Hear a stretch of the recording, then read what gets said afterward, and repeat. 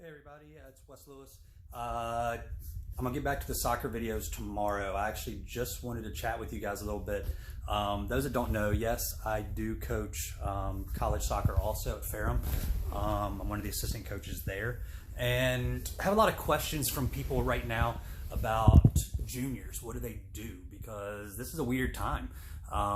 Normally this is the prime recruiting time for them.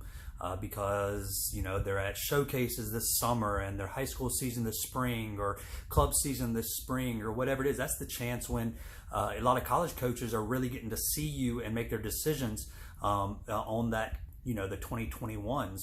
And the tough part is we're not going to have that. Most of the summer stuff has been canceled.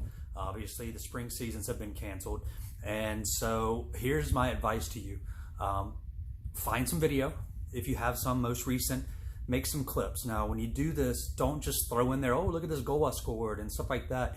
Throw in, 5-10 minutes at a time, stuff like that.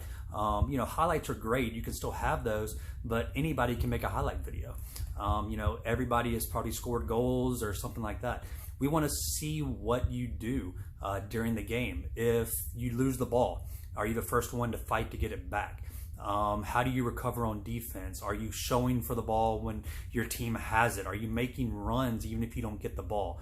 We want to see your soccer IQ as well as your technical and tactical abilities. So, make some videos with that. Email coaches, make sure they're personal. All right, you get emails every day that are just generic form letters from a lot of these websites that, literally it's the same email and all that's changed is the person's name that supposedly sent it.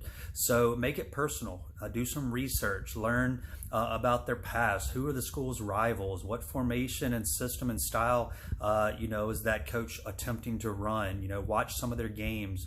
Learn about the school. The more personal the email, it shows the effort and the time that you put towards it.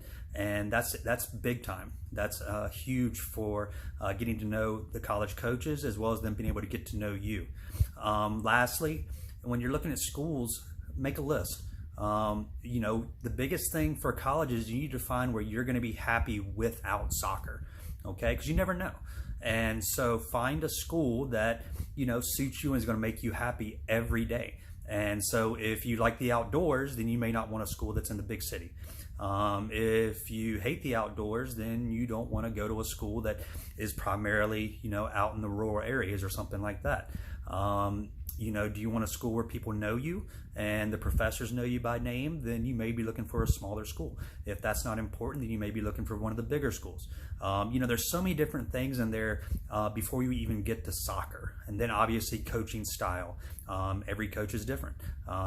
Systems and all that kind of stuff.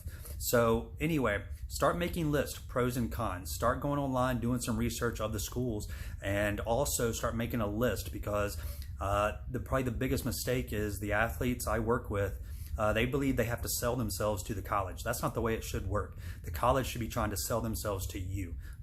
You are who they want and who they need, and so they should be trying to convince you that their college is the place where you're going to be able to be a better version of yourself after 4 years.